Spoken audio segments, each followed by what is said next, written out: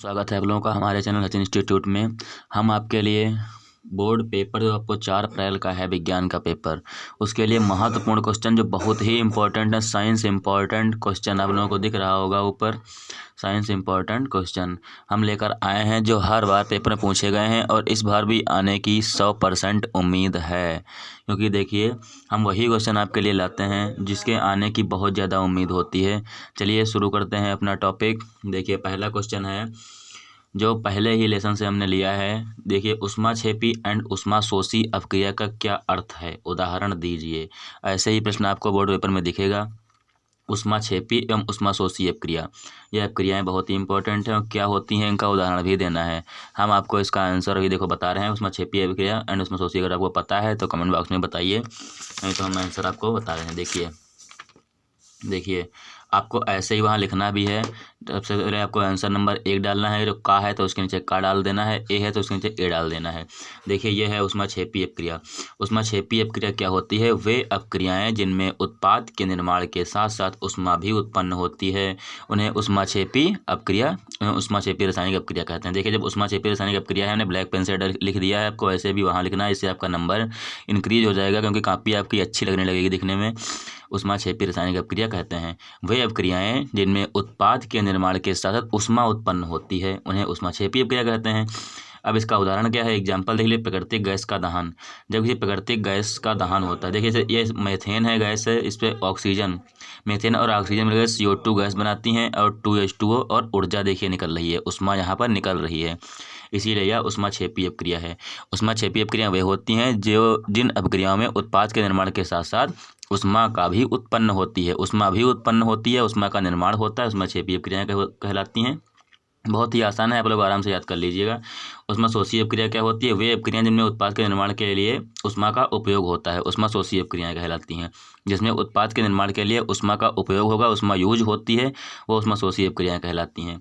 उदाहरण है इसका, जब चूना होता है उसे ऊष्मा दिया जाता है तभी वह CaO और CO2 में टूटता है। जब सॉलिड जो CO3 होता है उसमें जब ऊष्मा दी जाती है तब वह CaO + CO2 में टूट जाता है। बहुत ही आसान है, सब लोग गड़बड़ा इसमें देते हैं कि ऊष्माक्षेपी ऊष्माशोषी नाम एक तरह का लगता है। देखिए ऊष्माक्षेपी मतलब क्षेपण, ऊष्मा का उत्पन्न होना, और ऊष्माशोषी मतलब ऊष्मा का अवशोषण, ऊष्मा का लगना, ऊष्मा का यूज होना, ऊष्माशोषी अपक्रिया कहलाती है। बस आपको इतना लिख देना है, पूरे आपको नंबर मिल जाएंगे। अगले क्वेश्चन में आते हैं जल्दी से। देखिए अगला क्वेश्चन हमारा कहता है निम्न पदों का वर्णन कीजिए, प्रत्येक का एक उदाहरण दीजिए। संक्षारण और विकृत गंधिता, संक्षारण और विकृत गंधिता बहुत ही इंपॉर्टेंट क्वेश्चन है, हर बार आया है संक्षारण और विकृत गंधिता। चलिए शुरू करते हैं अपना क्वेश्चन। देखिए संक्षारण क्या होता है? संक्षारण ऐसे ही आपको डालना है क्वेश्चन आंसर नंबर 2 का ए, आंसर नंबर 2 का ए ऐसे डालकर संक्षारण यहाँ पर हेडिंग डालनी है और लिखना है जब कोई धातु अपने आसपास अम्ल, आर्द्रता आदि के संपर्क में आती है तब वे संक्षारित होती है और इस प्रक्रिया को संक्षारण कहते हैं।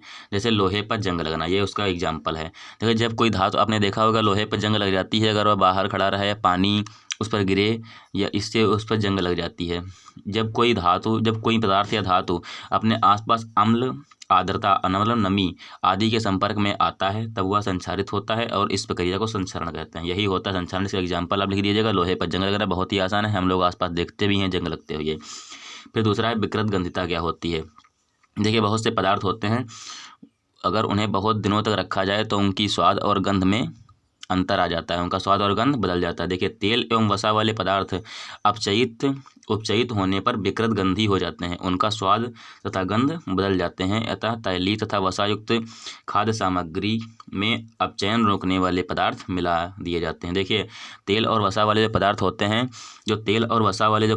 हैं, वो बहुत दिनों तक जब रखे जाते हैं तो उनका स्वाद चेंज हो जाता है, उनका स्वाद बदल जाता है, इसी को हम विकृत गंधिता बोलते हैं। और आप एग्जाम्पल के तौर पर लिख सकते हैं कि चिप्स के जो चिप्स आते हैं, आप लोग देखा होगा दुकानों में मिलते हैं चिप्स, उनकी पन्नी में ऑक्सीजन को निकलकर उसमें नाइट्रोजन और अन्य गैसें भर देते हैं जिससे वही ऑक्सीकारक पदार्थ होते हैं। देखिए मैंने लिखा भी है था तैलीय तथा वसायुक्त खाद्य सामग्रियों में अब चयन रोकने वाले पदार्थ प्रति ऑक्सीकारक मिला दिए जाते हैं, उसमें प्रति ऑक्सीकारक मिला दिए जाते हैं, जिससे उनका जो स्वाद और गंध है इतनी जल्दी ख़राब नहीं होता है, वो बहुत दिनों तक स्टोर या बहुत दिनों तक रखे जा सकते हैं। इसीलिए पिप्स और बहुत से मिलते हैं दुकानों में, उनमें बहुत सी हवाएं या गैसें भर दी जाती हैं। उनकी पन्नी खाली नहीं होती है, भरी भरी सी होती है, वो इसीलिए होती है क्योंकि जिससे वो प्रति ऑक्सीकारक होते हैं, जिससे वो इतनी जल्दी ख़राब ना हो। ये थे साइंस के इंपॉर्टेंट क्वेश्चन जो हर बार आए, आप लोग तैयार कर लीजिएगा और पेपर में ये ज़रूर आएंगे। हम अगले वीडियो में फिर से आपके लिए इंपॉर्टेंट क्वेश्चन लेकर आएंगे साइंस के, क्योंकि एक वीडियो में इतने ज़्यादा तो वीडियो ही लॉन्ग हो जाता है।